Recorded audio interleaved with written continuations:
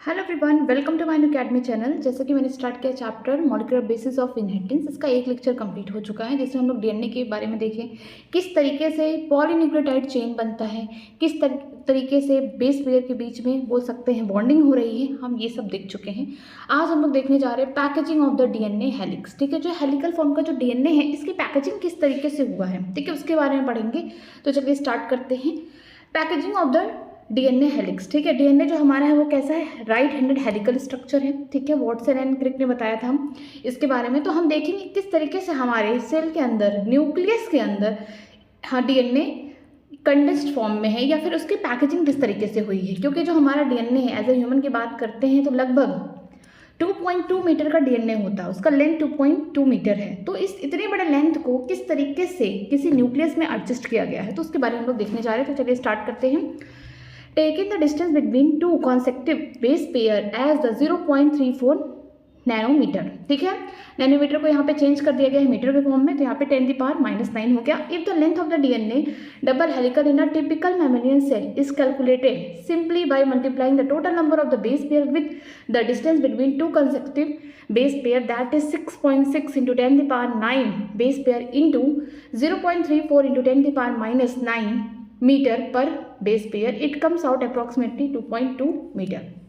देखिए, बोला गया है कि जो यहाँ पे दो बेस पेयर है उनके बीच का जो डिस्टेंस था वो कितना था, 0.34 नैनोमीटर। ये देखिए यहाँ पे इनके बीच में जो डिस्टेंस है कितना है, 0.34 नैनोमीटर है। ठीक है, तो हम चाहते हैं कि हम लेंथ निकाल सके। जो ये हेलिकल शेप का जो डीएनए है इसकी लेंथ क्या होगी। ओके, अगर आपको पता हो कि यहाँ पे कितने number of base pair added है, बेस पेयर का मतलब कि जो एक स्ट्रैंड का नाइट्रोजन बेस है वो पेयरिंग कर रहा है हाइड्रोजन बॉन्ड के थ्रू दूसरे स्ट्रैंड के नाइट्रोजन बेस से, उससे हम मिला के क्या बोलते हैं, बेस पेयर बोलते हैं। ठीक है, अगर हमें सारा टोटल बेस पेयर पता चल जाए, ठीक है, डीएनए में कितने बेस पेयर हैं, साथ में अगर हम जान गए कि एक के बीच का जो डिस्टेंस है 0.34 नैनोमीटर है, तो हम एक्यूरेटली बता सकते हैं कि जो लेंथ है डीएनए का कितना होगा। ठीक है, तो वही देख रहे हैं कि जो लेंथ है डीएनए का उसको फाइंड करने के लिए पहले तो जो लगातार बेस पेयर है उनके बीच का जो डिस्टेंस है कितना है, 0.34 नैनोमीटर है। आप इसको मीटर में चेंज कर सकते हैं, इंटू 10⁻⁹ मीटर। फिर अगर आपको लेंथ निकालना है किसी भी डबल हेलिकल, यहाँ पे जो मैमेलियन टिपिकल मैमेलियन सेल है, मतलब कि मैमल में हम लोग भी आ गए, ह्यूमन भी आ गए, तो हमें क्या करना पड़ेगा कि जो total number of base pair हमें पता है कितना होता है, 6.6 इंटू 10⁹ बेस पेयर। ये किसके लिए है, याद रखिएगा, ये 2n डिप्लॉयड कंडीशन के लिए है। ठीक है, अगर आप हैप्लॉयड में देखेंगे तो यहाँ चलते हैं, हैप्लॉयड वाला स्टार्टिंग में ही लिखा गया है कि जो गैमेट्स होते हैं उसमें डीएनए का जो बेस पेयर होता है कितना होता है, 3.3 इंटू 10⁹ बेस पेयर होता है, इन हैप्लॉइड गैमेट्स में होता है। लेकिन अगर हमारे बॉडी में देखते हैं सोमैटिक सेल है जो डिप्लॉइड हैं, उनमें हम 2 से मल्टीप्लाई कर देंगे तो कंटेंट कितना हो जाएगा, 6.6 इंटू 10⁹ बेस पेयर हो जाएगा। ठीक है, तो यहाँ पे ही क्या करना आपको कि जो डिप्लॉइड ऑर्गेनिज्म है उनमें देखना है कितने बेस पेयर हैं, 6.6 इंटू 10⁹ बेस पेयर है। इनका मल्टीप्लाई करेंगे डिस्टेंस बिटवीन, यहाँ पे जो डिस्टेंस है किसके बीच में, दो कंसेक्यूटिव, मतलब जो लगातार बेस पेयर उनके बीच का जो डिस्टेंस है 0.34 नैनोमीटर। नैनोमीटर को आप चेंज कर सकते हैं मीटर में, मल्टीप्लाई करने के बाद आपको जो लेंथ होगा अप्रॉक्सीमेटली 2.2 मीटर देखने को मिल जाएगा। मीन्स कि यहाँ पे लिख सकते हैं length of DNA, length of DNA equal to distance between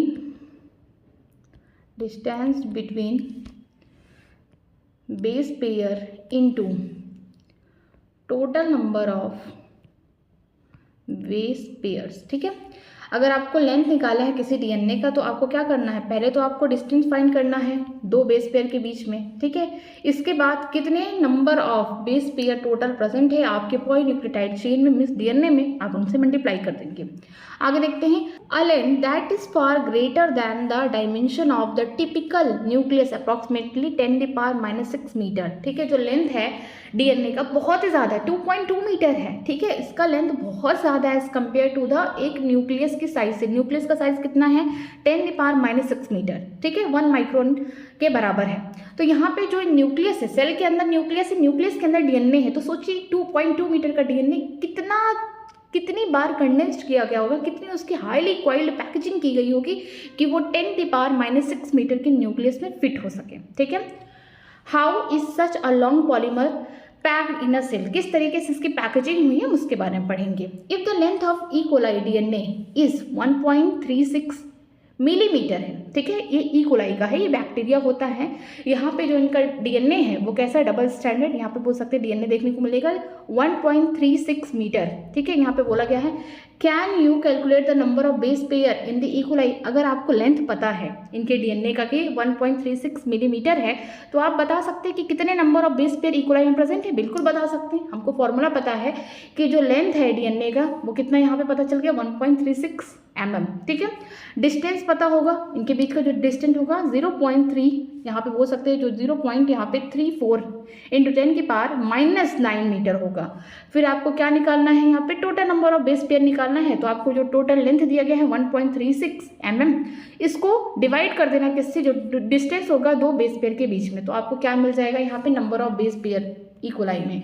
तो आप देखेंगे कितना होगा ई कोलाई में जो बेस पेयर होते हैं 4.6 इंटू 10⁶ बेस पेयर, ठीक है। यहाँ पे बेस पेयर देखने को मिलते हैं, आप यहाँ पे दे सकते हैं, पहले ही दिया गया है यहाँ पे एनसीईआरटी में।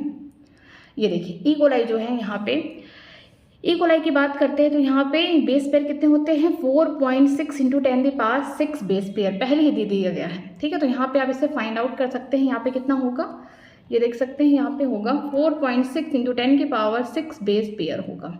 नेक्स्ट चलते हैं आगे, हम बात करते हैं प्रोकैरियोट सेल के बारे में। जो प्रोकैरियोटिक सेल होता है उसके अंदर कोई भी वेल डिफाइंड न्यूक्लियस नहीं होता, न्यूक्लियस के ऊपर कोई न्यूक्लियर मेम्ब्रेन नहीं होता, न्यूक्लाइड होता है। और इनका जो यहाँ पे बोल सकते हैं जो डीएनए होगा वो कैसा होगा, डबल, यहाँ पे वो भी कैसा होगा, डबल स्टैंडर्ड होगा। तो बीच बीच में डीएनए को कोई तो बाइंड करेगा, हाँ बिल्कुल, एक प्रोटीन होगा। हम जानते हैं कि जो हमारा डीएनए है वो कैसा है, एसिडिक होगा।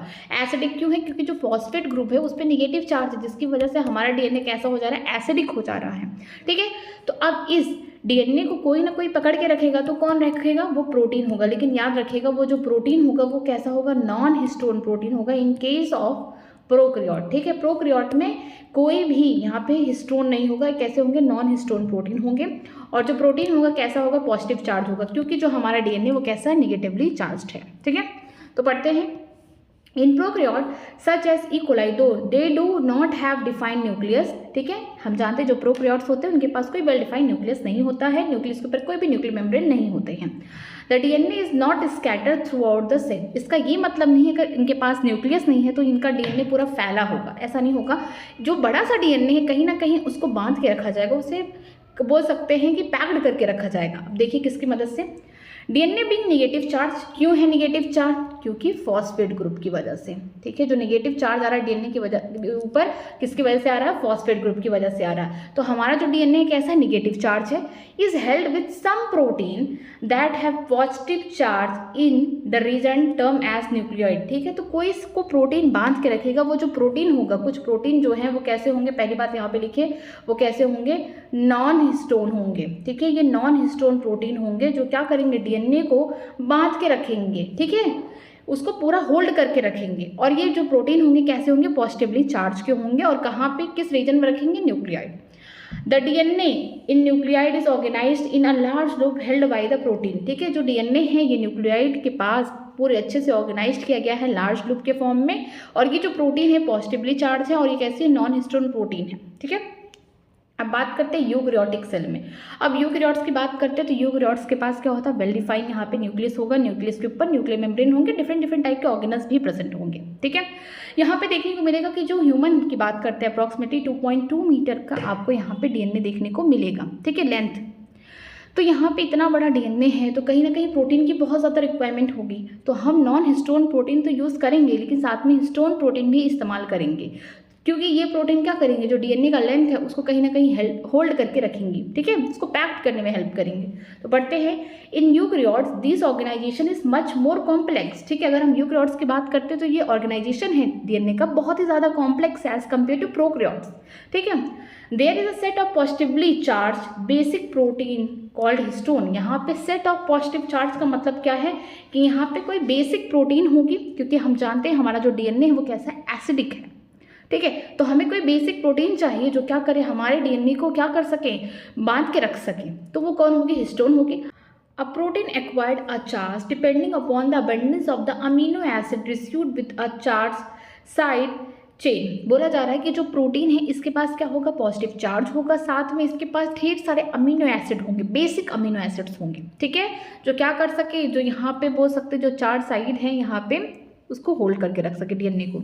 Histone are rich in the basic amino acid residues lysine and arginine. ये बहुत इंपॉर्टेंट है, क्वेश्चन यहाँ से आ चुका है कि हिस्टोन के पास कौन से ऐसे बेसिक अमीनो एसिड होते हैं, ठीक है, लाइसिन होता है, आर्जिनिन होता है। आगे देखते हैं, both the amino acid residues carrying a positive charge in their side chain, ठीक है, दोनों जो अमीनो एसिड है इनके पास क्या होता है, पॉजिटिव चार्ज होता है, क्योंकि यहाँ पे हम जानते हैं जो अमीनो एसिड है उनके पास एक नॉर्मल स्ट्रक्चर देखते हैं, किसी अमीनो एसिड का क्या होगा, कार्बन होगा, एक तरफ COH होगा, दूसरी तरफ यहाँ पे मान लीजिए NH2 हो गया, ठीक है, अमीनो ग्रुप, एक तरफ यहाँ पे वेरिएबल R है, दूसरी तरफ यहाँ पे हाइड्रोजन है। अगर कोई भी अमीनो एसिड बेसिक है तो इसका मतलब जो इनका यहाँ पे बोल सकते हैं NH2 है, ये कैसा हो जाएगा, NH2 पॉजिटिव, ठीक है, यहाँ पे NH3 पॉजिटिव हो जाएगा, ठीक है। अगर ये कैसे हो गए हैं, बेसिक, अगर एसिडिक होगा तो यहाँ पे हम बात करते हैं एसिडिक के लिए COO नेगेटिव हो जाएगा। तो कोई भी अमीनो एसिड अगर बोल सकते हैं यहाँ पे बेसिक है तो इसका मतलब उसके पास क्या है, उस चेन के पास, उनके अमीनो एसिड के चेन के पास क्या है, पॉजिटिव चार्ज है। और जो हमारा हिस्टोन है, ठीक है, जो हमारा हिस्टोन प्रोटीन है इसके पास दो अमीनो एसिड है, जैसे कि लाइसिन बोला गया है और आर्जिनिन, इनके पास क्या होता है, ये क्या कैरी करते हैं, पॉजिटिव चार्ज को कैरी करते हैं अपने साइड चेन में। अमीनो की जो अमीनो एसिड का जो साइड चेन है ये देखिए, ये क्या है, पॉजिटिव चार्ज को कैरी कर रहे हैं। आगे देखते हैं, histone are organised to form a unit of 8 molecule called the histone octamer, ठीक है। हिस्टोन ऑक्टामर में क्या होता है, यहाँ पे 8 यूनिट बनता है, जैसे फॉर एग्जांपल 1 2 3 4, ठीक, फिर मैं बनाती हूँ 1 2 3 4 और साइड में कोई एक बड़ा सा लिंकर प्रोटीन होगा। तो यहाँ पे जो ऑक्टामर बन रहा है, ऑक्टामर का मतलब है 8, ठीक है। तो हिस्टोन जो होता है ये क्या बनाता है, यहाँ पे जो हिस्टोन है किस फॉर्म में होता है, 8 मॉलिक्यूल के फॉर्म में होता है, हिस्टोन ऑक्टामर बनाता है। जैसे कि यहाँ पे मैं एक के बारे में बात करती हूँ, तो एक क्या हो गया, HB, यहाँ पे हम बोल सकते हैं HB1, यहाँ पे स्ट्रक्चर बना हुआ है इस तरीके से, यहाँ पे देख सकते हैं H1 जो है ये क्या है, लिंकर प्रोटीन है। इस स्ट्रक्चर में देखते हैं यहाँ पे ये क्या है, लिंकर प्रोटीन है, ये जोड़ने का काम करता है, ये लिंकर प्रोटीन होगा, ठीक है। अब यहाँ पे हम देखेंगे HB1 हो गया, 2 HBA2 हो गया, फिर देखेंगे H3 H4 होगा। तो यहाँ पे हम देखते हैं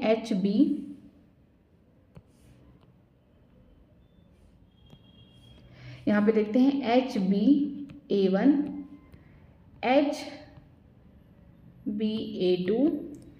H3 H4, सब दो मॉलिक्यूल होंगे, इसीलिए क्या बनेगा, आगे चल के यहाँ पे हम देख सकते हैं ये क्या बनाएगा, यहाँ पे ऑक्टामर बनाएगा, ठीक है। HBA1 हो गया, HBA2 हो गया, H3 H4 हो गया, ये दो मॉलिक्यूल के सब हो जाएंगे, टोटल मिला के 8 हो गया। लेकिन यहाँ पे जो बोल सकते हैं H1 है, ये क्या है, लिंकर प्रोटीन है, जोड़ने का काम करेगा, ठीक है। नेक्स्ट देखते हैं, negatively charged DNA is wrapped around the positively charged histone octamer to form a structure called nucleosome। Nucleosome एक ऐसा स्ट्रक्चर है कि बीच में हमारा क्या होगा, बीच में हमारा यहाँ पे ये देखिए, ये जो ये क्या है, ये बड़ा सा ये कोर है किसका, हिस्टोन प्रोटीन का। और जो हमारा हिस्टोन प्रोटीन है या हिस्टोन मॉलिक्यूल है वो किस फॉर्म में होता है, हिस्टोन ऑक्टामर के फॉर्म में होता है। तो यहाँ पे आपको इस तरीके से ऑक्टामर देखने को मिलेंगे, लाइक दिस स्ट्रक्चर, ठीक है। HBA1 हो गया, HBA2 हो गया, ठीक है, यहाँ पे दो मॉलिक्यूल के होंगे, H3 होगा 2 मॉलिक्यूल का, H4 होगा 2 मॉलिक्यूल का। लेकिन जो H1 हिस्टोन होगा ये क्या करेगा, लिंक करने में हेल्प करेगा, किसका लिंक करेगा, किसको लिंक करेगा, बीच में पॉजिटिव यहाँ पे चार्ज जो हमारा हिस्टोन प्रोटीन है उसके चारों तरफ, कोई यहाँ पे उसके चारों तरफ क्या हो रहा है, रैप्ड हो रहा है, ठीक है, यहाँ पे लिपट रहा है इस तरीके से। तो हम उसको क्या बोलेंगे, वो DNA है। वो DNA हमारा क्या कर रहा है, हिस्टोन प्रोटीन के चारों तरफ आप सोचिए कि आपके पास क्या है, ऊन है, ठीक है, ऊन है। तो आप अगर उसको पूरा लेंथ में फैला रहे हैं तो बहुत ज़्यादा लेंथ है, लेकिन आप अगर उसे गोले में एक स्पेरिकल शेप का बॉल बनाइए, उसको इस तरीके से लपेटते हुए जाइए, तो क्या होगा, जो इतना बड़ा उनका लेंथ था अब क्या हो गया, एक जगह कंडेंस्ड हो गया। तो जो हमारा DNA है उसका लेंथ कितना है, 2.2 मीटर है। तो उसी को हम पैकेज करना चाहते हैं, ठीक है, उसको इस तरीके से पैक करना चाहते हैं कि जहाँ पे 10⁻⁻⁶ मीटर का जो न्यूक्लियस है उसके अंदर फिट हो सके।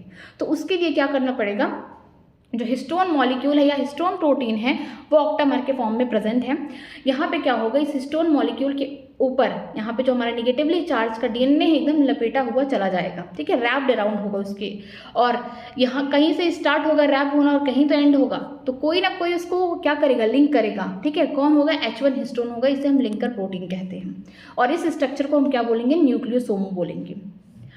A typical nucleosome contain 200 base pair of the DNA helix, ठीक है। अगर आप एक बार इस स्ट्रक्चर को देखते हैं, ठीक है, एक बार आप इस स्ट्रक्चर को देखिए कि जो यहाँ पे हिस्टोन प्रोटीन के चारों तरफ ये हमारा डीएनए जो रैप्ड हुआ है, इसके पास कितने बेस पेयर हैं, इसके पास 200 बेस पेयर हैं। एक न्यूक्लियोसोम में कितने बेस पेयर हैं, 200 बेस पेयर है। मतलब कि जो एक न्यूक्लियोसोम बन रहा है, मीन्स बीच में जो बॉल है वो किसका है, हिस्टोन प्रोटीन का है, वो पॉजिटिवली चार्ज है क्योंकि यहाँ पे लाइसिन आर्जिनिन नाम के अमीनो एसिड प्रेजेंट होते हैं, और हमारा जो डीएनए है कैसा है, निगेटिव चार्ज है। तो चारों तरफ क्या कर रहा है, एक बॉल के अराउंड चारों तरफ हमारा डीएनए जो निगेटिव चार्ज का वो क्या कर रहा है, चारों तरफ रैप्ड हो रहा है। जो रैप्ड हो रहा है तो उस समय रैपिंग के टाइम इसके 200 बेस पेयर क्या हो रहे हैं, रैप्ड हो रहे हैं एक न्यूक्लियोसोम में, क्योंकि ये स्ट्रक्चर क्या बन रहा है, न्यूक्लियोसोम बन रहा है। तो याद रखिएगा, एक टिपिकल अगर हम बात करते हैं न्यूक्लियोसोम की डीएनए हेलिक्स का, वो 200 होता है ड्यूरिंग एक न्यूक्लियोसोम बनाने में। आगे देखते हैं, nucleosome constitute the repeating unit of structure in nucleus called the chromatin thread like stain colour body seen in nucleus. बोला जा रहा है कि जो हमारा न्यूक्लियोसोम है ये बार बार रिपीटिंग स्ट्रक्चर बनाएगा और आगे चल के क्या बनाएगा, क्रोमैटिन जैसा स्ट्रक्चर बनाएगा। क्रोमैटिन क्या है, स्टेन है, कलर्ड है।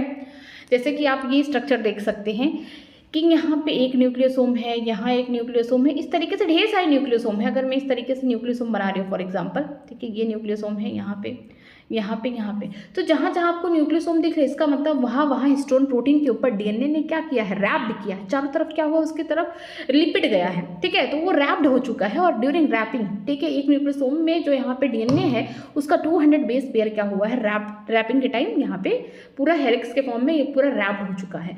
तो जब इस तरीके का स्ट्रक्चर देखने को मिलेगा तो ये आगे चल के जो हमारा लॉन्ग लेंथ का जो डीएनए था 2.2 मीटर, आगे चल के क्या हो रहा है, क्रोमैटिन जैसा स्ट्रक्चर बना रहा है, जो थ्रेड लाइक स्ट्रक्चर है। और इसको आप जब देखेंगे तो कैसा दिखेगा, कलर्ड फॉर्म में दिखेगा न्यूक्लियस के अंदर माइक्रोस्कोप से जब देखेंगे, ठीक है।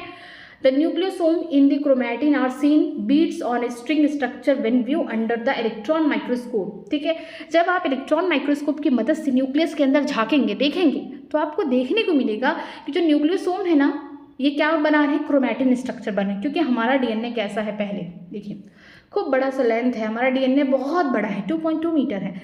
अगर हम इसको कहीं भी अपने छोटे से सेल में, एक ऐसा सेल जिसको हम आँख से देख नहीं सकते, हमें माइक्रोस्कोप से देखना पड़ रहा है उस सेल को, और उस सेल के अंदर अगर हम न्यूक्लियस को देखेंगे, इलेक्ट्रॉन माइक्रोस्कोप की मदद लेनी पड़ रही है, तो सोचिए हमारा 2.2 मीटर का डीएनए किस तरीके से वहाँ पे एडजस्ट है, किस तरीके से फिट है। तो इसे फिट करने के लिए हमने क्या किया, ये क्या है हमारा बीच बीच में histone protein, this is histone protein, ये हिस्टोन प्रोटीन, ठीक है, ये हिस्टोन प्रोटीन के ऑक्टामेर स्ट्रक्चर है, ठीक है। तो हमने क्या किया, अपना डीएनए इस तरीके से रैप करते हुए, अपने डीएनए को इस तरीके से रैप करते हुए आगे की तरफ इस तरीके से जाते हैं, ठीक है। हम इसके आगे इस तरीके से हम रैप करते हुए पूरा जा रहे हैं। पहले हमारा कैसा था, डीएनए एकदम खुला हुआ, ठीक है, ओपन फॉर्म में है हमारा डीएनए, ठीक है। अब हम क्या कर दिए, न्यूक्लियोसोम बना रही है, क्या है, न्यूक्लियोसोम है। न्यूक्लियोसोम में क्या हो रहा है, during wrapping of the DNA around the histone protein आपका 200 बेस पेयर क्या हो रहे हैं, रैप्ड हो रहे हैं, ठीक है। तो इस स्ट्रक्चर को हम क्या बोल रहे हैं, ये स्ट्रक्चर आगे चल के क्या बना रहा है, क्रोमैटिन बना रहा है। और आप देख रहे हैं कि ये क्या है, ये जैसे लग रहा है कि मोतियों की माला है किसी धागे पर, ठीक है।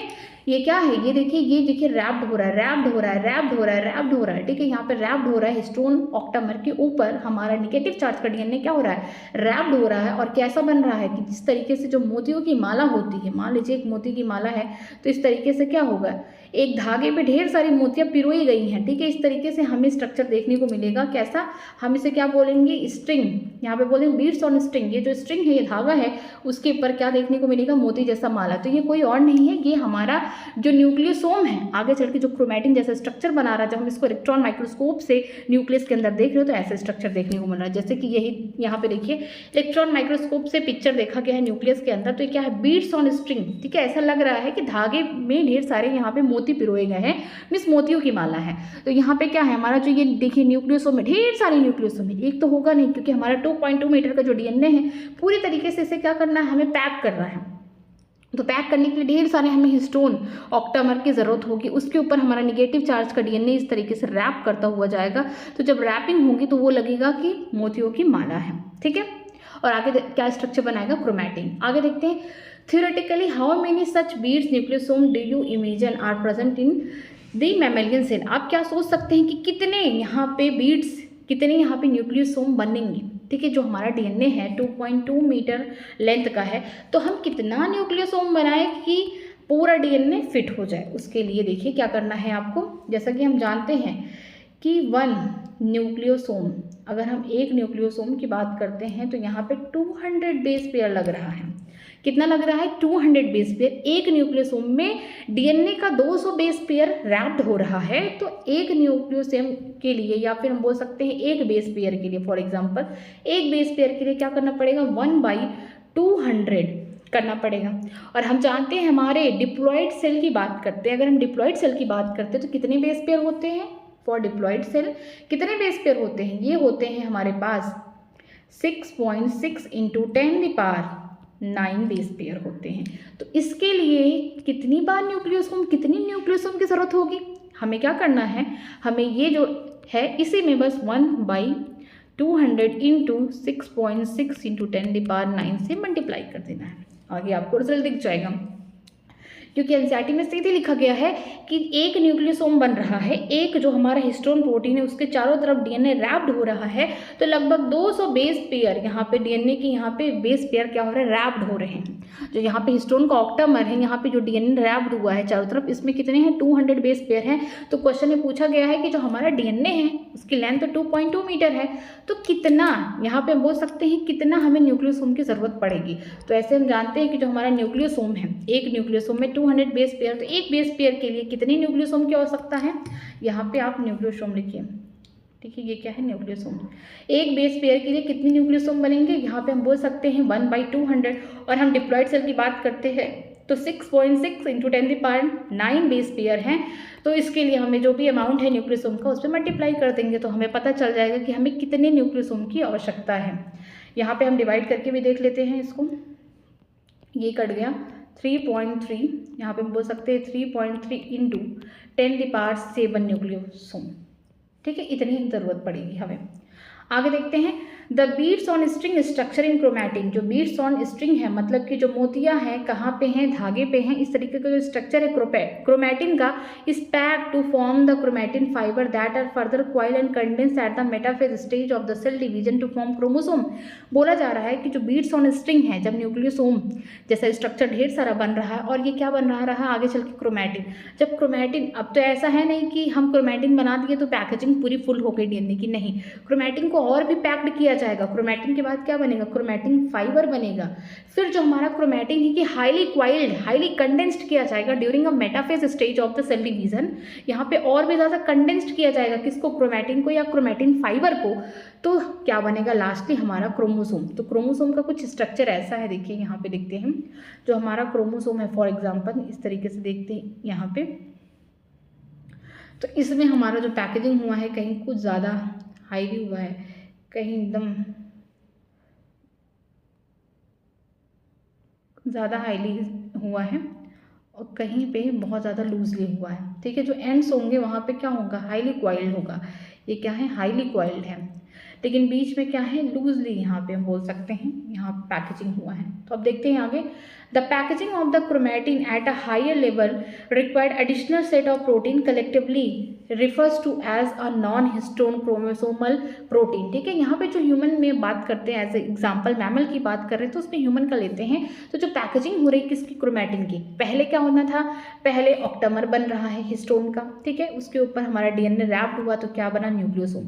अब न्यूक्लियोसोम के बाद और भी ज़्यादा क्या हो रहा है, पैकेजिंग हो रहा है, क्रोमैटिन बन रहा है। क्रोमैटिन के बाद, इसके बाद क्रोमैटिन फाइबर बनेगा। क्रोमैटिन फाइबर के बाद हाईली कंडेंस्ड पैकेजिंग होगी during the metaphase stage of cell division, तो क्या बनेगा, क्रोमोसोम बनेगा। क्या बनेगा, क्रोमोसोम बनेगा, ठीक है। ये पैकेजिंग हो गई। तो ये हाईली पैकेजिंग करने के लिए हमें बहुत ज़्यादा प्रोटीन की ज़रूरत है, क्योंकि हम क्या कर रहे हैं, बहुत ही ज़्यादा कंडेंस्ड कर रहे हैं, बहुत ही ज़्यादा हाईली पैकेजिंग कर रहे हैं अपने डीएनए को, ठीक है। तो इस कंडीशन में पहले हमने इस्तेमाल किया हिस्टोन प्रोटीन, अब हमें नॉन हिस्टोन प्रोटीन की आवश्यकता पड़ गई। तो यहाँ पे पैकेजिंग जो क्रोमैटिन हुआ है at a higher level, additional set of protein की ज़रूरत है। हम चाहते हैं हमारा जो डीएनए है और ज़्यादा कंडेंस्ड हो जाए, क्रोमोसोम बना रहे हैं, इस समय हम किस प्रोटीन की ज़रूरत है, इसे हम क्या बोलते हैं, NHC, non histone chromosomal protein, ठीक है। तो हम देख लिए कि जो प्रोकैरियोट है उसके पास नॉन हिस्टोन प्रोटीन होती है और हमारे यूकैरियोट में पहले हिस्टोन प्रोटीन इस्तेमाल होता है, लास्टली नॉन हिस्टोन प्रोटीन ही इस्तेमाल होता है। दोनों प्रोटीन की ज़रूरत पड़ती है क्योंकि हमारा जो डीएनए है उसका जो लेंथ है बहुत ही ज़्यादा, इससे हम हाईली कॉइल्ड करने के लिए हम प्रोटीन लगा लगा के चिपका रहे हैं, ठीक है। In a typical nucleus some region of the chromatin are loosely packed and stain light are refers to as a euchromatin.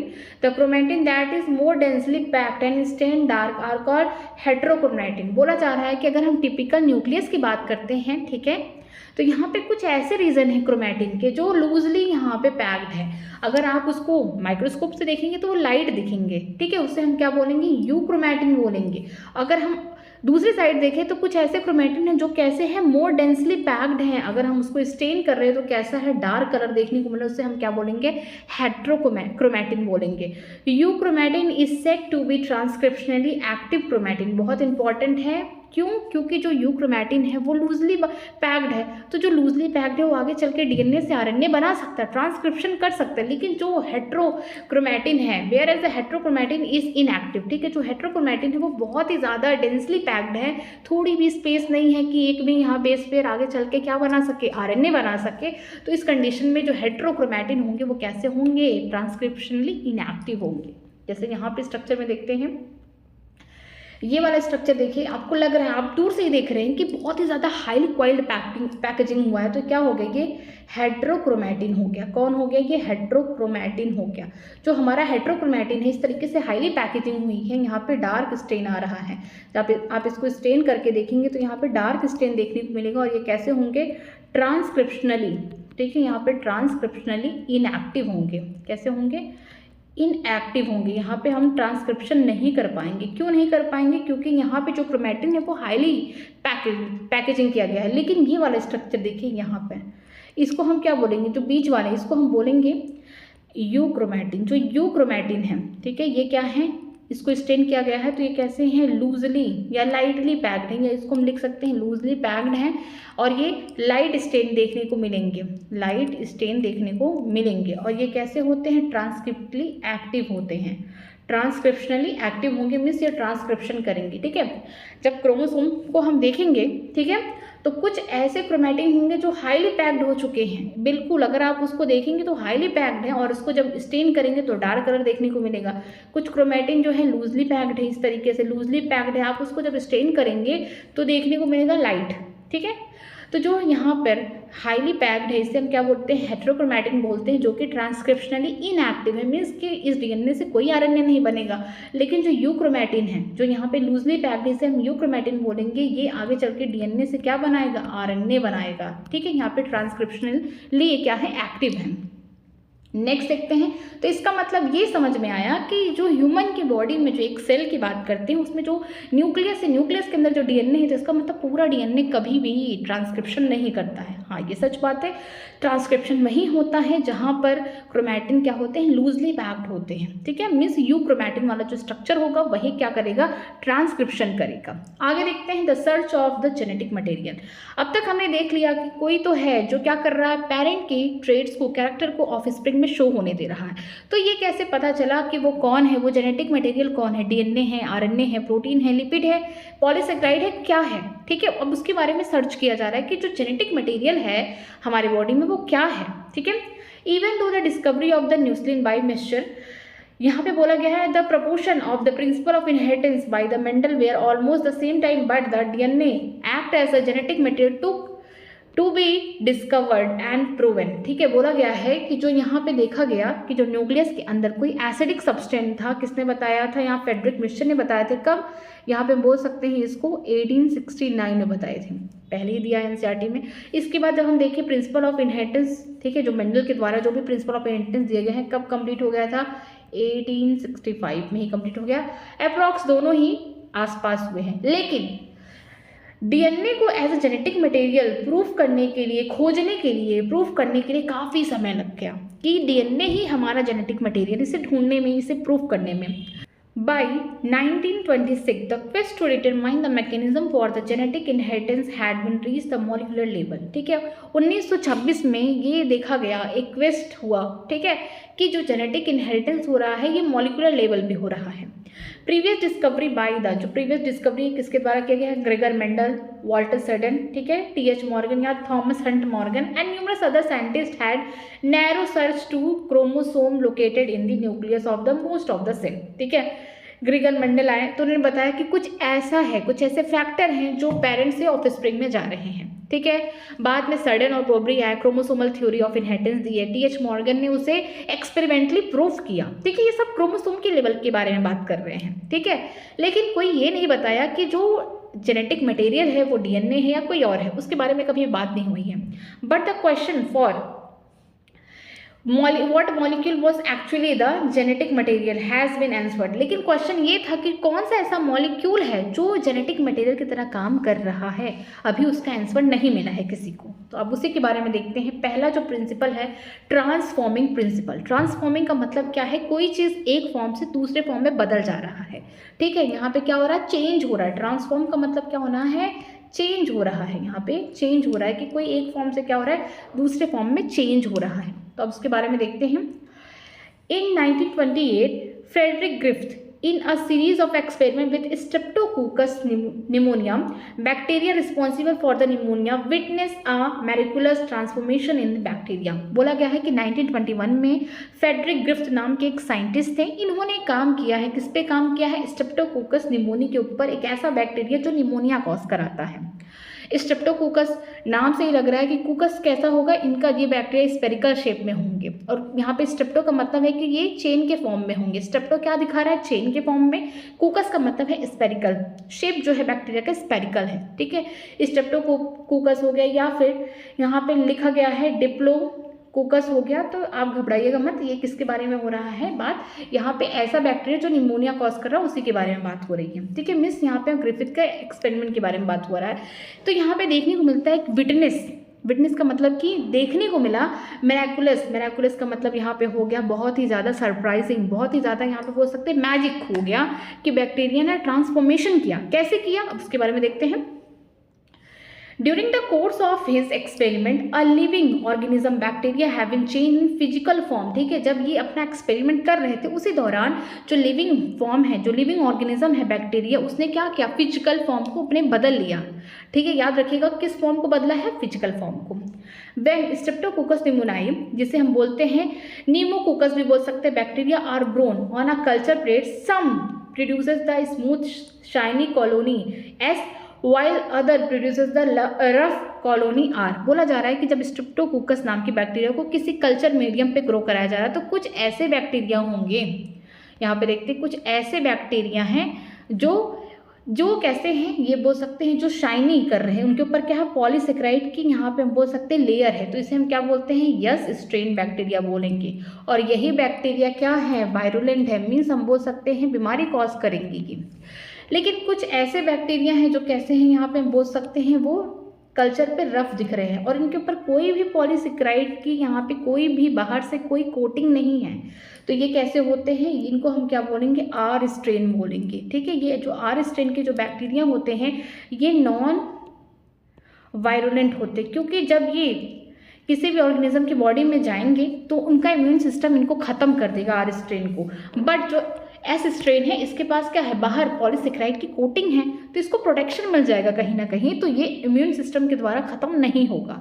तो याद रखिएगा कि कुछ स्ट्रेप्टोकोकस निमोनिया को किसी कल्चर प्लेट पे ग्रोन कराया गया उस टाइम, तो देखने को मिला कि दो टाइप के बैक्टीरिया के स्ट्रेन देखने को मिले। कुछ ऐसे जिनके पास क्या था, यहाँ पे कुछ ऐसे थे जिनके पास स्मूथ साइनी कॉलोनी थी, मीन्स के ऐसे कुछ बैक्टीरिया थे जिनके ऊपर क्या था, पॉलीसेक्राइड की यहाँ पे कोटिंग देखने को मिली, उसे हम क्या बोलते हैं, यस स्ट्रेन। लेकिन कुछ ऐसे थे जो कैसे थे, वो रफ कॉलोनी थे, उनके ऊपर कोई भी यहाँ पे स्मूथ पॉलीसेक्राइड की यहाँ पे कोई भी कोटिंग देखने को नहीं मिली। तो इससे ये पता चला कि जो यस स्ट्रेन वाले हैं ये वायरुलेंट है, मतलब कि ये कहीं ना कहीं बीमारी कॉज करेंगे। जो आर वाले हैं इनको हमारा इम्यून सिस्टम खत्म कर देगा, तो ये कोई अपना इन्फेक्शन तो नहीं कर पाएंगे। आगे देखते हैं। This is because S strain bacteria have mucus, ठीक है, यहाँ पे जो कोटिंग है वो म्यूकस है, polysaccharide coat, while the R strain does not, ठीक है। बोला जा रहा है कि जो यस स्ट्रेन है इनके ऊपर जो शाइनी, जो स्मूथ शाइनी, इसको टच करेंगे तो कैसे हैं, ये स्मूथ हैं, देखने में शाइनी लग रहे हैं। क्यों हैं, क्योंकि इनके ऊपर म्यूकस जो पॉलीसेक्राइड कोटिंग है इसकी वजह से है। जो आर स्ट्रेन इतने रफ है क्योंकि इनके ऊपर कोई भी पॉलीसेक्राइड का म्यूकस प्लेट यहाँ पे नहीं है, इस वजह से है। माइस की बात करते हैं, ज़्यादातर एक्सपेरिमेंट अगर हम बायोलॉजी में बात करते हैं तो किसके ऊपर होता है, चूहों के ऊपर होता है। अगर माइस की बात करते हैं, ये चूहिया है। Mice infected with S strain, जो कि कैसा है, वायरुलेंट है, die from pneumonia infection, but the mice infected with the R strain do not develop pneumonia. बोला गया है कि किसी माइस के अंदर एस स्ट्रेन वाला, यहाँ पे हम निमोनिया वाला जो बैक्टीरिया है एस स्ट्रेन का, उसको इंजेक्ट कर दिए तो वो जो माइस है उसकी डेथ हो गई। क्यों? क्योंकि वहाँ पे उसकी बॉडी में निमोनिया हो गया, बीमारी हो गई उसके इन्फेक्शन से। लेकिन जब हम आर स्ट्रेन वाले यहाँ पे बैक्टीरिया का जो आर स्ट्रेन है उसके बॉडी में डाल रहे हैं तो वो नहीं मर रहा है। जैसे यहाँ पे देखिए, जब हमने एस स्ट्रेन वाले को डाला, ठीक है, ऐसा स्ट्रेन जहाँ पे आपको स्मूथ साइनी कॉलोनी देखने को मिल रही है, पॉलीसेक्राइड का म्यूकस है, ये कैसा है, वायरुलेंट है, मीन्स ये क्या कर रहा है, ये अपनी जो भी इन्फेक्शन है उसको कॉज कर रहा है और इसकी वजह से जो माइस है, ठीक है, माइस के अंदर दिए तो ये माइस की डेथ हो गई। अगर हम आर स्ट्रेन की बात करते हैं, इसके ऊपर कोई भी कोटिंग नहीं है पॉलीसेक्राइड के, ठीक है, कोई भी म्यूकस की कोटिंग नहीं, जिसकी वजह से माइस क्या है, अभी भी जिंदा है, माइस खुश है, जिंदा है, ठीक है, इस कंडीशन में, और यहाँ पे माइस मर गई। आगे देखते हैं, Griffith was able to kill the bacteria by heating them. Griffith ने क्या किया कि जो एस स्ट्रेन है, आर स्ट्रेन है, उन्होंने क्या किया, हीट से जला के उनको बोल सकते हैं हीट किल्ड कर दिया, ठीक है, उनको अधमरा कर दिया। ठीक, he observe that heat kill S strain bacteria injected in mice did not kill them. ठीक है, इन्होंने देखा कि जब इन्होंने आर स्ट्रेन पर भी काम नहीं किया, भाई एस स्ट्रेन की बात की जाए, जब इन्होंने एस स्ट्रेन की बैक्टीरिया को देखा कि नॉर्मल कंडीशन में माइस के अंदर इंजेक्ट कर रहे हैं तो उसको इन्फेक्शन हो जा रहा है, माइस को, उसकी डेथ हो जा रही है। लेकिन जब आर स्ट्रेन को किया जा रहा है नॉर्मल कंडीशन में तो माइस जिंदा है, उसको कोई इन्फेक्शन नहीं हो रहा। तो उन्होंने काम किया कि जो एस स्ट्रेन के जो यहाँ पे बैक्टीरिया हैं उसको हीट किल्ड कर दिया, उसे अधमरा कर दिया। फिर उसने क्या किया, यहाँ पे एस स्ट्रेन के जो हीट किल्ड बैक्टीरिया हैं इसको कहाँ पे इंजेक्ट किया, फिर से माइस ने किया, तो अभी भी माइस जिंदा है, माइस खुश।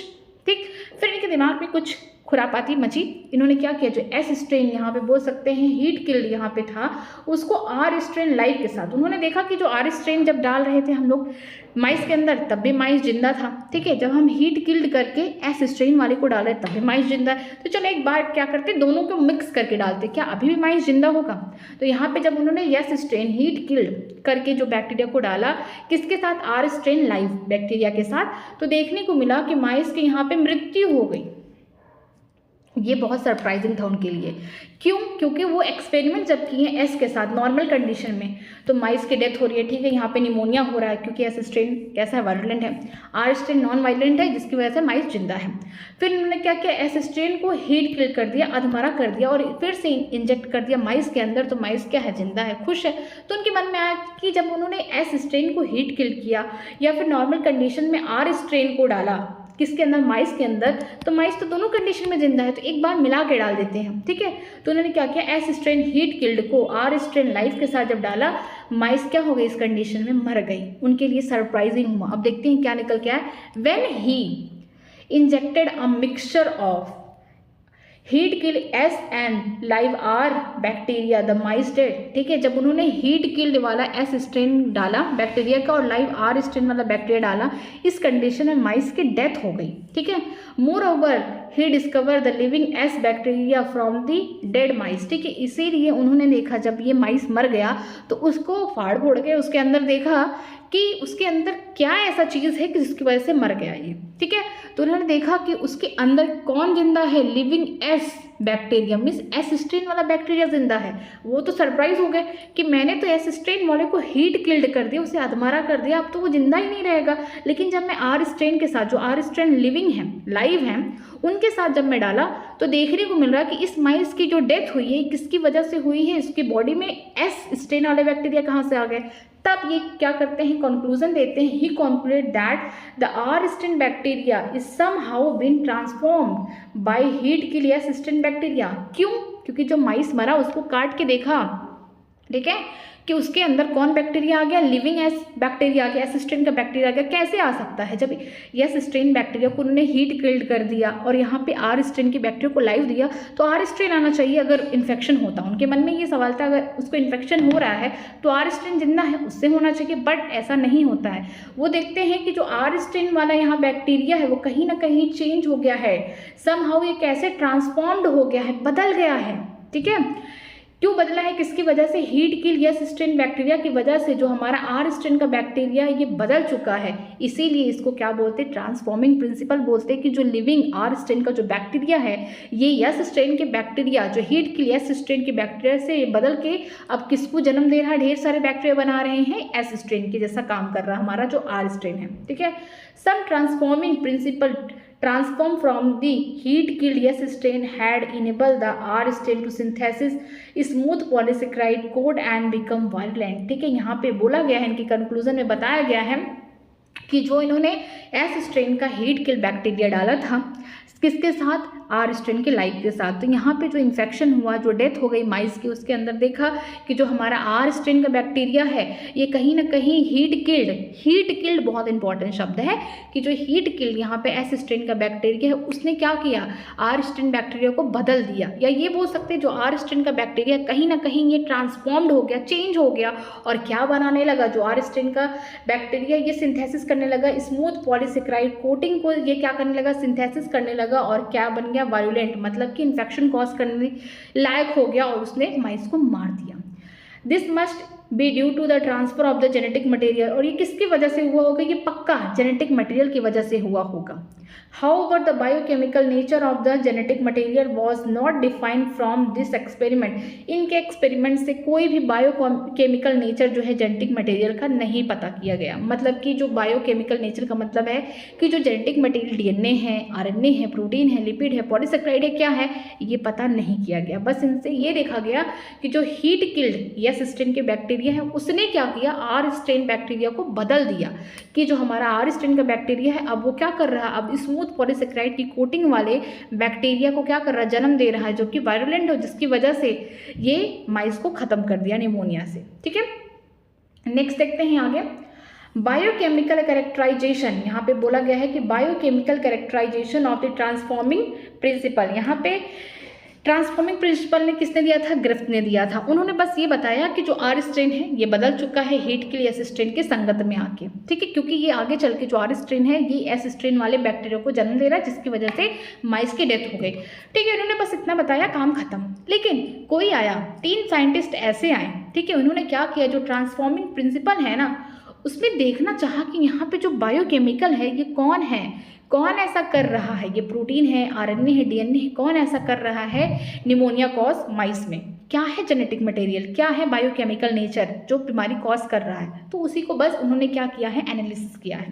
Prior to the work of the Oswald Avery, ठीक है, पहले साइंटिस्ट, दूसरा है Colin MacLeod and the Maclyn McCarty, 3 ऐसे साइंटिस्ट आए। ठीक है, कब आए, 1933 टू 1944 तक काम किए इन्होंने। ठीक है, the genetic material is thought to be protein, इनके मन में था कि जो जेनेटिक मटेरियल होगा वो प्रोटीन होगा उस time. They work to determine, इन्होंने किस पे काम किया, they work to determine the biochemical nature of the transforming principle in the Griffith experiment. जो ग्रिफिथ एक्सपेरिमेंट किए हैं बस उसी के एक्सपेरिमेंट के ऊपर उन्होंने क्या किया, उसके जो बायोकेमिकल नेचर है, किसने ये बीमारी कॉज की, किस वजह से माइस की डेथ हो गई, उसके बायोकेमिकल नेचर के बारे में जानने की कोशिश की। क्योंकि इनके हिसाब से लग रहा था कि जो जेनेटिक मटेरियल होगा वो कौन होगा, प्रोटीन होगा। क्यों ऐसा सोचा गया उस टाइम, क्योंकि जो प्रोटीन है ना हमारी बॉडी में बहुत ज़्यादा अबंडेंट है, हर चीज़ प्रोटीन से बनी हुई है। ठीक है, किसी का ध्यान डीएनए की तरफ नहीं जा रहा था, किसी का ध्यान आरएनए की तरफ नहीं जा रहा था, सबको लगता था कि प्रोटीन ही है, क्योंकि जो मोस्ट ऑफ द कंस्टिट्यूएंट है हमारे बॉडी में हर चीज़ प्रोटीन से बना हुआ, तो इसका मतलब कहीं ना कहीं जो जेनेटिक मटेरियल होगा वो भी क्या होगा, प्रोटीन ही होगा। ठीक है, तो यहाँ पे इन्होंने किस पे काम किया है, ये काम किए हैं जो ग्रिफिथ का ट्रांसफॉर्मिंग प्रिंसिपल था उसके ऊपर, उनका बस बायोकेमिकल नेचर देखने के लिए उसको उस माइस के अंदर देखेंगे कि कौन सा ऐसा जेनेटिक मटेरियल है जिसकी वजह से ये माइस की डेथ हो गई। ठीक, they purified biochemical protein, DNA, RNA etc. from the heat kill yes cell to see which one could transform the live R cell into the S cell। देखिए बहुत इंपॉर्टेंट है कि इन्होंने क्या किया, प्यूरिफाइड किया, आइसोलेट किया। किसको आइसोलेट किया, जो बायोकेमिकल से, चाहे प्रोटीन था, आरएनए था, डीएनए था, लिपिड था, कहाँ से निकाले, जो हीट किल्ड यहाँ पे यस सेल थे, जो यस स्ट्रेन के हीट किल सेल थे उससे निकाले। क्योंकि इसने क्या किया है, लाइव आर स्ट्रेन को क्या किया है, बदल दिया है, ताकि वो यस स्ट्रेन वाले ढेर सारे यहाँ पर बैक्टीरिया को बनाए, जिसकी वजह से माइस की डेथ हो चुकी थी। ठीक है, तो इन्होंने क्या किया कि जो माइस की डेथ हो गई है, अब उस माइस के डेथ वो बॉडी से इन्होंने क्या किया, बायोकेमिकल्स को निकाले, प्रोटीन, डीएनए, आरएनए एक्सेट्रा वगैरह निकाला। देखना चाहते थे कि किस तरीके से जो हीट के लिए एस स्ट्रेन है ये लाइव आर स्ट्रेन को इस तरीके से ट्रांसफॉर्म कर दी, चेंज कर दी कि आगे चल के ये क्या कर रहे हैं, एस स्ट्रेन वाले बैक्टीरिया को बना रहे हैं। They discover the DNA alone from the S bacteria cause R bacteria to be transformed। इन्होंने डिस्कवर किया कि अकेला जो डीएनए है वो क्या कर रहा है, एस स्ट्रेन का जो डीएनए है वो अकेला क्या कर रहा है, आर स्ट्रेन को बैक्टीरिया को क्या कर रहा है, ट्रांसफॉर्म कर दे रहा, बदल दे रहा है। ठीक है, तो कैसे एक्सपेरिमेंट किए होंगे, चलिए उनके एक्सपेरिमेंट के बारे में देखते हैं एक बार। ठीक है, 1 2 3, क्योंकि मन में आया होगा 3 चीज़, क्या ये क्या हो गया, ये हमारा डीएनए हो गया सपोज करिए, ठीक, ये हो गया हमारा RNA and this is protein. ठीक है, पहले कंडीशन में ये क्या डाले होंगे, फॉर एग्जांपल फर्स्ट कंडीशन में इन्होंने क्या डाला, डीएनएस डाला। डीएनएस क्या है, यहाँ पे एंजाइम है जो डाइजेस्ट कर देते हैं किसको, डीएनए को डाइजेस्ट करने वाले एंजाइम होंगे। ठीक है, यहाँ पे हम डालते हैं क्या, डीएनएस नाम का एंजाइम को, जो क्या कर रहा है, डीएनए को डाइजेस्ट कर रहा है। इस कंडीशन में जो ट्रांसफॉर्मेशन होगा ये क्या ऐसा हो गया, ट्रांसफॉर्मेशन इनहिबिट हो गया। ठीक है, रुक गया, यहाँ पे कोई ट्रांसफॉर्मेशन नहीं हुआ। ठीक है, दूसरे कंडीशन में देख रहे हैं, यहाँ पे मुझे डीएनए लास्ट में लेना चाहिए था लेकिन मैं पहले ले ली। ठीक है, इन्होंने क्या डाला, प्रोटीएसेस डाला। प्रोटीएसेस में देखा ट्रांसफॉर्मेशन हो रहा है। ठीक है, मैं इसको चेंज कर दे रही हूँ, मैं यहाँ पे आरएनएस डाल दे रही हूँ। ठीक है, यहाँ पे लास्ट में डीएनए सही लगेगा। यहाँ पे क्या हो गया, आरएनएस डाला। ठीक है, ऐसे एंजाइम जो क्या कर रहे हैं, आरएनए को डाइजेस्ट कर रहे हैं, तो बचेगा कौन, प्रोटीन और डीएनए, तो यहाँ पे ट्रांसफॉर्मेशन हो रहा है। फिर लास्ट में उन्होंने प्रोटीएसेस के बाद क्या डाला, डीएनएस डाला। ठीक है, डीएनएस जब डाला यहाँ पे एंजाइम जो डीएनए को यहाँ पे डाइजेस्ट कर लिया जा रहा है, तो ट्रांसफॉर्मेशन जो था, जो यहाँ पे हीट किल, यहाँ पे बोल सकते हैं एस स्ट्रेन का बैक्टीरिया जो आर स्ट्रेन को बदल रहा था, इस समय ट्रांसफॉर्मेशन रुक गया। तो क्या किए होंगे ये, देखिए पहला कि ये जो एस सेल है, ये कौन है, ये हमारे एस सेल हैं। ठीक है, एस सेल का मतलब कि ये हीट किल एस स्ट्रेन के बैक्टीरिया है। ठीक है, जो एस सेल है इसके अंदर डीएनए है, आरएनए है, प्रोटीन है, सब कुछ इसमें भरा हुआ है। तो पहले कंडीशन में क्या डाले, आरएनएस। आरएनएस ऐसे एंजाइम होते हैं जो क्या करते हैं, आरएनए को डाइजेस्ट कर जाते हैं। जब हमने आरएनए को डाइजेस्ट किया तो कौन बचा, प्रोटीन और डीएनए बचा। उस कंडीशन में ट्रांसफॉर्मेशन हो रहा है। फिर इन्होंने डाला क्या, प्रोटीएसेस डाले, ऐसे एंजाइम जो प्रोटीन को डाइजेस्ट कर जाते हैं। ठीक है, जब प्रोटीन को डाइजेस्ट किए तो कौन बचा, आरएनए एंड डीएनए, तब भी ट्रांसफॉर्मेशन हो रहा है। मतलब कि जो हीट किल एस स्ट्रेन है वो आर स्ट्रेन को बदल दे रहा है दोनों कंडीशन में। फिर क्या हुआ, डीएनएस नाम की एंजाइम को डाले कि ऐसे एंजाइम जो क्या कर रहे हैं, डीएनए को डाइजेस्ट कर जा रहे हैं, डीएनए को खा जा रहे हैं, खत्म कर दे रहे हैं। तो यहाँ पे जो एस स्ट्रेन का जो यहाँ पे जो सेल है, या फिर हम बोल सकते हैं एस स्ट्रेन का जो हीट किल बैक्टीरिया है, इस कंडीशन में अगर उसके हम उसमें क्या डाल दें, यहाँ पे हम डीएनएस डाल दें। ठीक है, तो डीएनएस डाल देंगे तो जो हमारा यह सेल है, क्या एस स्ट्रेन का जो हीट किल बैक्टीरिया है, उसके डीएनए क्या हो जाएंगे, डाइजेस्ट हो जाएंगे। इस कंडीशन में प्रोटीन और आरएनए बचेंगे, तो ट्रांसफॉर्मेशन नहीं हो पाएगा। तो यहाँ से पता चला जो बायोकेमिकल नेचर है कि जो एस सेल, जो यहाँ पे ग्रिफिथ का जो यहाँ पे एस सेल था, या फिर हीट के लिए एस स्ट्रेन जो बैक्टीरिया था, उसका जो बायोकेमिकल नेचर है, क्या ऐसा चीज़ है जो आर स्ट्रेन को मजबूर कर दे रहा है उसको ट्रांसफॉर्म होने में, बदलने में, वो कौन था, अकेला डीएनए था। ठीक है, इस तरीके से हुआ होगा। आगे देखते हैं, आगे देखते हैं यहाँ पे, they also discover that the protein digestive enzyme proteases. ठीक है, जो प्रोटीन को डाइजेस्ट करेंगे एंजाइम उन्हें प्रोटीएसेस कहते हैं, and the RNA digestive enzyme RNS. ठीक है, लेकिन दोनों ही केसेस में क्या हो रहा है, did not affect the transformation. ठीक है, आप दोनों ही केस में देख सकते हैं कि जब हमने आरएनएस डाला तब भी ट्रांसफॉर्मेशन हो रहा है, रुका नहीं। जब हमने प्रोटीएसेस डाला तब भी ट्रांसफॉर्मेशन हुआ, रुका नहीं। ठीक है, तो अब क्या होगा आगे, सो द ट्रांसफॉर्मिंग सब्सटेंस, यहाँ पे बोला गया है कि जो ट्रांसफॉर्मिंग सब्सटेंस है वॉज नॉट प्रोटीन और आरएनए। इसका मतलब कि जो ट्रांसफॉर्मेशन कर रहा है आर स्ट्रेन बैक्टीरिया को, वो ना प्रोटीन होगा ना ही आरएनए होगा। डाइजेशन विद डीएनएस ठीक है। डीएनएस क्या है? एंजाइम, ऐसे एंजाइम जो डीएनए को डाइजेस्ट कर जाते हैं। Digestion with DNS did inhibit the transformation, suggested that the DNA cause the transformation. ठीक है, जब हमने इस्तेमाल किया किसका? डीएनएस नाम का एंजाइम, जो क्या कर रहा है? एस स्ट्रेन के जो बैक्टीरिया हैं उनके डीएनए को डाइजेस्ट कर जा रहा है। ठीक है, उस कंडीशन में देखने को मिल रहा है कि ये जो डीएनए खत्म हो चुका है, अब ये ट्रांसफॉर्मेशन नहीं शो करेगा आर सेल में। यहाँ पे आप देख सकते हैं कि जब हमने डीएनएस नाम का एंजाइम इस्तेमाल किया जो डाइजेस्ट करता था किसको? डीएनए को डाइजेस्ट करता था, इस कंडीशन में कोई ट्रांसफॉर्मेशन नहीं हुआ। इस कंडीशन में एस सेल से कोई भी ट्रांसफॉर्मेशन यहाँ पे हम बोल सकते नहीं भेजा गया आर सेल को। ठीक है, कि जो हमारा आर सेल है, जो आर स्ट्रेन का जो यहाँ पे बैक्टीरिया है, ये कहीं पे भी नहीं बदला जब अगर डीएनएस नाम का एंजाइम डाल दिया गया एस स्ट्रेन के बैक्टीरिया में। ठीक है, तो आगे देखते हैं। दे कॉन्क्लूड, ठीक है, उन्होंने क्या कॉन्क्लूड निकाला? That DNA is the hereditary material but not all biologist were convinced. ठीक है, इन्होंने बताया कि जो बायोकेमिकल नेचर है वो क्या है? डीएनए है। ठीक है, डीएनए ही वो हेरिडेटरी मटेरियल है जो क्या कर रहा है? आगे चल के यही आर स्ट्रेन के बैक्टीरिया को बदल दे रहा है एस स्ट्रेन के बैक्टीरिया जैसा। ठीक है, लेकिन सारे बायोलॉजिस्ट उस समय नहीं मानने को तैयार थे। ठीक है, ये उनकी प्रॉब्लम थी। आगे देखते हैं। Can you think of any difference between DNS and DNS? ठीक है, बोला गया है कि क्या आप डिफरेंस बता सकते हैं डीएनएस और डीएनएस में? डीएनएस का मतलब यहाँ पे हो गया मेनी डीएनए, बहुत सारे डीएनए।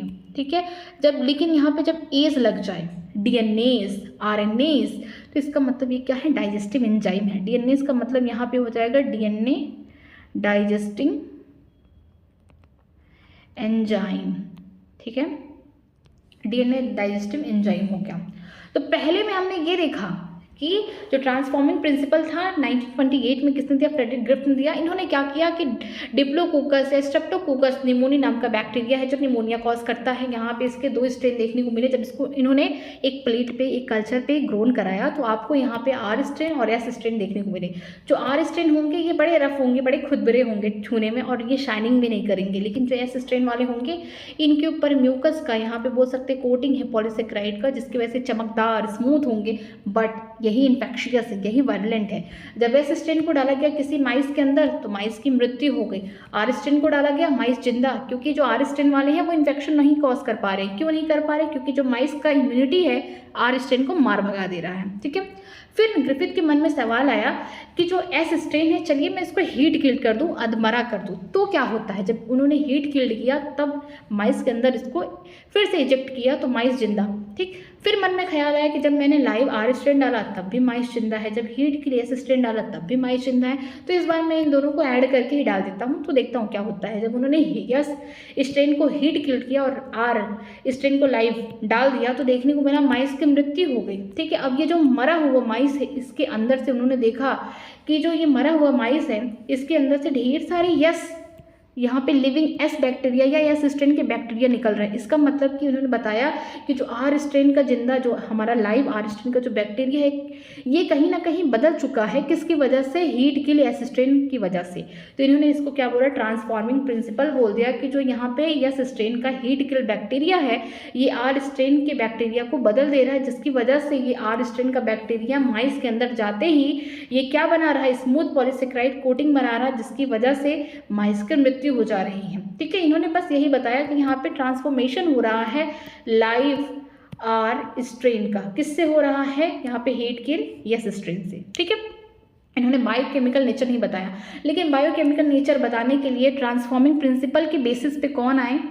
यहाँ पे ऑसवाल्ड एवरी आए। ठीक है, कोलिन मैकलॉड आए। ठीक है, यहाँ पे मेलन मैकार्टी आए। कब आए? 1933 टू 1944 में आए। इन्होंने बताया, इनको लगता था कि जो जेनेटिक मटेरियल है, ऐसा सोचते थे कि प्रोटीन होगा, क्योंकि प्रोटीन हमारे बॉडी में बहुत ज़्यादा उसकी रिक्वायरमेंट है, तो कहीं ना कहीं प्रोटीन होगा, ऐसा वो सोचते थे। लेकिन जब उन्होंने काम किया, किस पे काम किया? जो ट्रांसफॉर्मिंग प्रिंसिपल है ग्रिफिथ के द्वारा, उस पर उन्होंने काम किया, उसके बायोकेमिकल नेचर के बारे में देखा, तब इन्होंने क्या पता लगाया कि डीएनए ही क्या है? वो जेनेटिक मटेरियल है। ठीक है, तो यहाँ हम देखते हैं इन्होंने क्या किया कि जो बायोकेमिकल नेचर है, प्रोटीन होगा, आरएनए होगा, डीएनए होगा, लिपिड होगा, पॉलीसेकेराइड होगा, इन्हें खुद नहीं पता है। तो इन्होंने क्या किया? जो हीट किल्ड यहाँ पे एस स्ट्रेन के जो बैक्टीरिया हैं वो किस तरीके से लाइव आर स्ट्रेन को बैक्टीरिया को बदल दे रहा है कि वो एस स्ट्रेन की बैक्टीरिया को क्या करे, जन्म दे। ठीक है, तो इन्होंने उसके आइसोलेट किया, तो इन्होंने देखा कि जो डीएनए है अकेला ही, जो डीएनए है किसका, एस स्ट्रेन बैक्टीरिया के, वो अकेला ही आर स्ट्रेन की बैक्टीरिया को बदल दे रहा है, जिसकी वजह से जो आर स्ट्रेन यहाँ पे जो लाइव आर स्ट्रेन है वो किसको यहाँ पे जन्म दे रहे हैं, यहाँ पे एस स्ट्रेन वाले बैक्टीरिया को जन्म दे रहे हैं। तो उन्होंने क्या किया होगा, उन्होंने इस तरीके से एस सेल, ठीक है, ये माइस मर चुका है, अब उसके बॉडी में जिंदा जिंदा यहाँ पे बहुत ढेर सारे एस वाले सेल बन रहे हैं। ठीक है, इन्होंने क्या किया, जो हीट किल्ड एस स्ट्रेन है उसको सेल को लिए, उसके अंदर आरएनए है, प्रोटीन है, यहाँ पे लिपिड भी हो सकते हैं, लाइपेज नाम का एंजाइम इस्तेमाल कर दिया होगा। ठीक है, डीएनए है, तो इन्होंने क्या किया, डीएनएज डाला, पहले डीएनएज डाला, ऐसे एंजाइम जो डीएनए को खा जाए, डाइजेस्ट कर जाए, तो बचा प्रोटीन, लिपिड, या फिर मान लीजिए यहाँ पे बचा हमारा डीएनए। ठीक है, तो यहाँ पे ट्रांसफॉर्मेशन हो रहा है, यहाँ पे अभी भी एस स्ट्रेन के जो यहाँ पे जेनेटिक मटेरियल हैं वो आर स्ट्रेन के सेल को बदल दे रहे हैं। ठीक है, फिर उन्होंने प्रोटीएसेस डाला कि ऐसे एंजाइम जो प्रोटीन को खाते हैं, प्रोटीन को डाइजेस्ट करते हैं, तो यहाँ पे हम बोल सकते हैं कि जो प्रोटीएसेस डालते हैं फिर भी ट्रांसफॉर्मेशन हो रहा है, इसका मतलब प्रोटीन भी नहीं होगा हमारा जेनेटिक मटेरियल, ना आरएनए हो ना प्रोटीन हुआ, लिपिड के लिए भी ऐसा किए होंगे, लाइपेसेस का इस्तेमाल किए होंगे तब भी नहीं हुआ होगा। फिर लास्ट इन्होंने क्या डाला, डीएनएज डाला। ठीक है, ऐसे एंजाइम जो क्या करते हैं, डीएनए को डाइजेस्ट करते हैं, तो जब यस सेल में, ठीक है, ऐसे स्ट्रेन जो क्या कर रहे हैं, वायरुलेंट है, मिस यस स्ट्रेन वाले बैक्टीरिया क्या है, वायरुलेंट है, इन्फेक्शन कॉज कर रहे हैं माइस में। ठीक है, तो उनके डीएनए को क्या किया, डीएनए नाम के एंजाइम से डाइजेस्ट करा दिए, इस कंडीशन में ट्रांसफॉर्मेशन रुक गया, नहीं हुआ। तो इसका मतलब कि जो हमारा डीएनए है ये अकेला, एस स्ट्रेन का जो बैक्टीरिया है उसका जो डीएनए अकेला ही आर स्ट्रेन के लाइव बैक्टीरिया को बदल दे रहा है, ट्रांसफॉर्म कर दे रहा है कि तुम यस स्ट्रेन वाले बैक्टीरिया को जन्म दो। ठीक है, तुम इस माइस को मार दो। दे ऑल्सो, उस समय उन्होंने ये भी देखा कि प्रोटीन डाइजेस्ट करने वाले एंजाइम प्रोटीएसिस को डिस्कवर किया, डीएनए डाइजेस्ट करने वाले एंजाइम डीएनए को यहाँ पे डिस्कवर किया, लेकिन दोनों ही कंडीशन में जब डीएनएज आए, सॉरी आरएनएज आए या प्रोटीएज आए, दोनों ही कंडीशन में ट्रांसफॉर्मेशन पे कोई इफेक्ट नहीं देखने को मिला, ट्रांसफॉर्मेशन हुआ। लेकिन जब उन्होंने डीएनएज डाला, ठीक है, ऐसे एंजाइम जो डीएनए को डाइजेस्ट कर जाते हैं, इस कंडीशन में जब एस स्ट्रेन वाला जो सेल था उसके ऊपर जब यहाँ पे डीएनएज डाला गया, ठीक है, जो डीएनए एस सेल के जो यहाँ पे डीएनए है उनको डाइजेस्ट कर दिया जाए, तो इस कंडीशन में क्या हुआ, ये ट्रांसफॉर्मेशन को रोका। तो ये दिखाया, ये सजेस्ट करता है कि जो डीएनए है यही ट्रांसफॉर्मेशन कर रहा है, तो इसका मतलब कहीं ना कहीं जो डीएनए ये क्या हेरिडेटरी मटेरियल है, यही क्या है, जेनेटिक मटेरियल है। लेकिन सारे बायोलॉजिस्ट उस समय मानने को तैयार नहीं थे कि इतना जल्दी कैसे डिस्कवर कर लिया कोई कि जेनेटिक मटेरियल डीएनए है, प्रोटीन क्यों कोई नहीं कह रहा, आरएनए कोई क्यों नहीं कह रहा है। ठीक है, तो यहाँ पे डिफरेंसेस भी पूछा गया है डीएनएस और डीएनएज का।